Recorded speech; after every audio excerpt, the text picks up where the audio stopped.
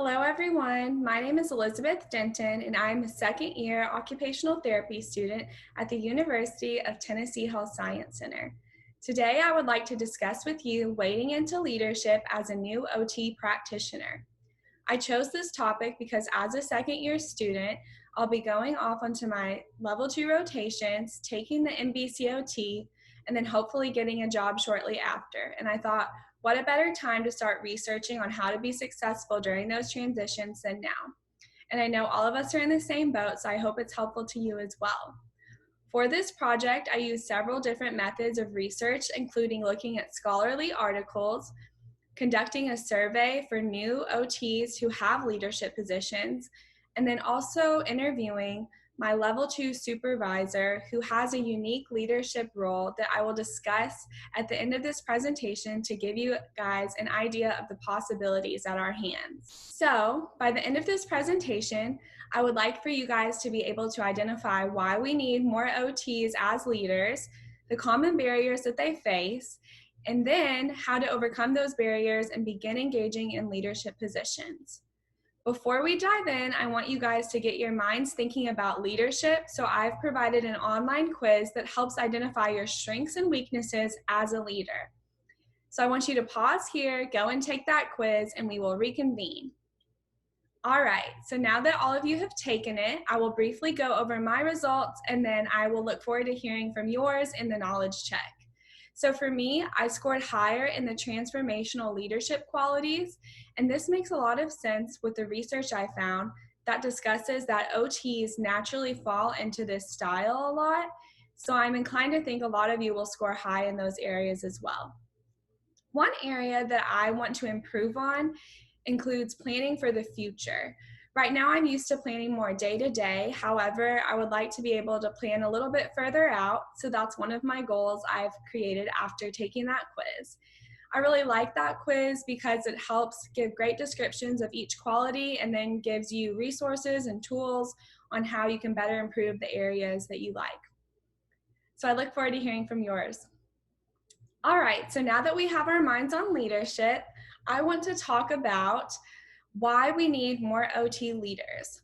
One of the articles I looked at discussed that compared to other professions, we don't have as many leaders in OT positions as they do. And so there are several different reasons as to why they hypothesize that I'll discuss later, but that's exactly why we do need more leaders representing us as a profession, us as individuals, and then also allowing us to better represent our clients and advocate for the people that we serve. And that also helps support AOTA's Centennial Vision and also Vision 2025, as well as some other goals that organization has. So by becoming leaders, that's exactly what we're helping accomplish and why we should be doing it. In addition to this, another article mentioned that OTs are just naturally born leaders, which I thought was really flattering and also interesting. So they argued this because they mentioned that OTs are used to working with all sorts of different people on a daily basis. We work with clients, their caregivers, PTs, OTs, you name it. So we're used to working with lots of people who have different values, different opinions, different cultures. And that's something that a leader needs to be able to do. In addition to this, it mentioned that we are adaptable, and as a leader, you need to be adaptable. Lastly, another reason why we need more OTs as leaders is one article argued that healthcare as a whole is having a push to be more holistic and needs leaders to guide us in that direction. So especially in the UK and even in the US, there's a push to start looking at our clients from a more holistic perspective and not just treating the symptoms, but also providing prevention and looking at the person as a whole. So who better to guide us in that direction than OTs? I hope all of these reasons help encourage you to start thinking about taking those leadership positions. So now that we've discussed why we need OTs, let's talk about what are some common barriers that are experienced during this process. So to begin, there's one article that I looked at that listed 4 different reasons. The first reason being that OTs have a high productivity and documentation demand. And these demands often discourage OTs from trying to start leadership positions because they feel like there's too much on their plate. But I'll argue that's exactly why we need OTs, because we need to represent our employees, and we have a great understanding of the demand since we've been there as well. In addition to this, it mentioned that OTs are used to seeing themselves on the front lines and not necessarily in a management position, but that doesn't mean that we can't. And after what you've heard so far, I think we can say that we definitely can and will be successful at those positions. Another barrier that was mentioned was that the cost of being members in professional organizations and taking professional courses like members of AOTA or TNOTA or other professional development courses can just be too expensive. And if it's not feasible for someone, they may just be discouraged altogether. But by the end of this presentation, I hope you can find other ways to get around that if that's your case. In addition to this, this article mentioned the extra work and stress associated with leadership positions often discourage people from even going for them.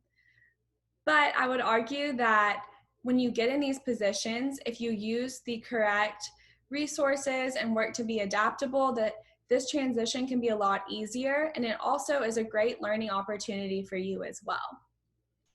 One article I looked at I thought was really interesting, talked about how OT is a highly dominated field by females, and this was another reason that they thought there may be less leaders in this profession because of old societal standards. We're often socialized to think that we shouldn't go for the position, or the organization that we're at thinks that we shouldn't go for the position. However, we need to keep breaking those barriers and be able to articulate our distinct value and be confident in our skills. So more power to us, and that's for girls or guys. In addition to this, another barrier that was mentioned was an article I looked at who looked at new OTs who had leadership positions and the barriers that they experienced during this transition. And so they mentioned that they felt like they weren't equipped with leadership skills and resources prior to obtaining the position. So they felt like their school didn't help them out enough and other things like that. And this is why I think UT is doing a great job. We have 2 leadership courses, so we are on the right track. And we also have a ton of other leadership opportunities.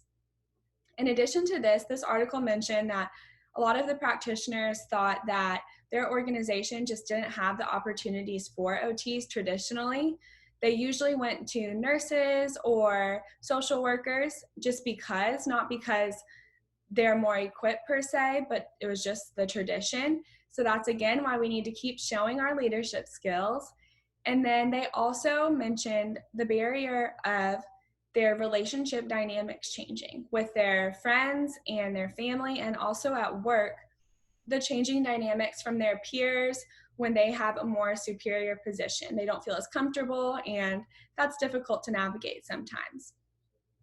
And then finally, it's important to recognize that all of these things are discouraging, but I think that's important to recognize so that when we do get these opportunities, we can have coping mechanisms and strategies in place to help us rise to the occasion. So now that we know the barriers, let's talk about how do we get engaged as new OTs in leadership positions.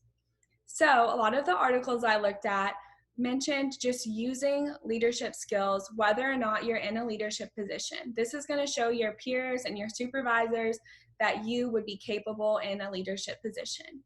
Some common themes I found in the articles mentioned using self-awareness, which I know we have a whole presentation on, so I'm not going to go too into detail on that, but that was consistently listed. And then as well as that, it mentioned transformational leadership styles.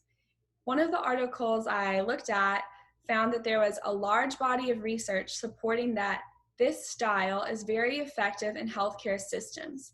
And another one mentioned that this is a style that OTs commonly use without even being trained to. So I think that is really encouraging for us and shows that we're on the right track.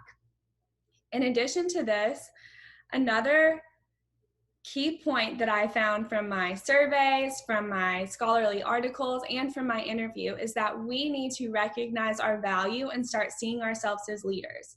Out of all the people who took my survey, they all identified that they saw themselves as a leader. And I think if we begin looking at ourselves that way, those opportunities will come and we will be successful when we get them. In addition to this, another common theme was that having a great support system to help you rise to the occasion is also very important. So having mentors, having peer mentors, having a good family friend that you can rely on, those are all things that are going to help you be successful. And one study actually looked at a peer mentor program in a school from Australia. And they found that by the end of the study, the participants had a higher confidence in their leadership abilities and also just scored higher in their qualities of leadership. So I thought that was really neat. And also, I thought it reflected our Big Little program we have here at UTHSC. So we are on the right track again. So yay us. Lastly, I want to finish off this presentation by discussing my interview with my Level 2 fieldwork supervisor. And his name is Elijah Lightfoot. He's actually an alum of our program, which I thought was really cool. And he worked in an acute care setting for 2.5 years after graduating.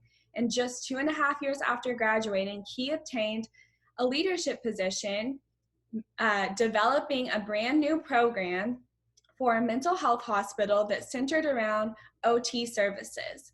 And I think that's really cool to note that it was only 2.5 years out. One of the articles I looked at discussed the difference in mastery, leadership, and excellence.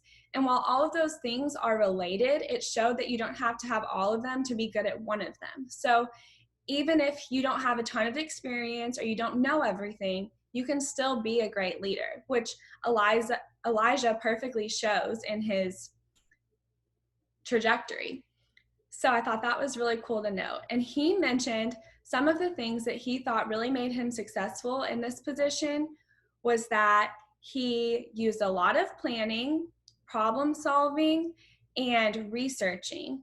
In addition to this, I thought that the fact that he mentioned using humbleness and humility was very special and I think very important. That also goes along with saying, you don't have to know everything, and it's even better to realize that you don't know everything so that you can then lean on your peers for support to help elevate the whole program as a whole.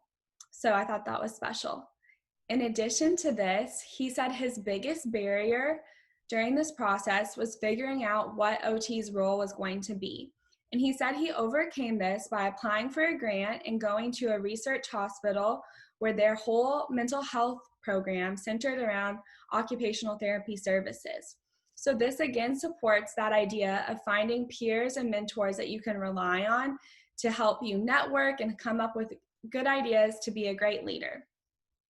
And lastly, I wanted to talk about his recommendations for us on how to be successful as new OT practitioners. Again, he said we have got to start seeing ourselves as leaders.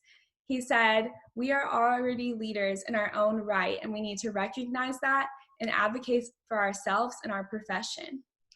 He also encouraged us to start smaller and then work our way up to bigger roles.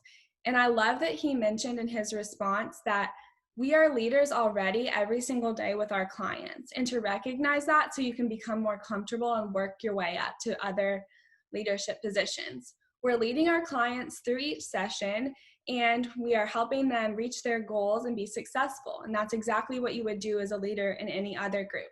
So we're on a great track already.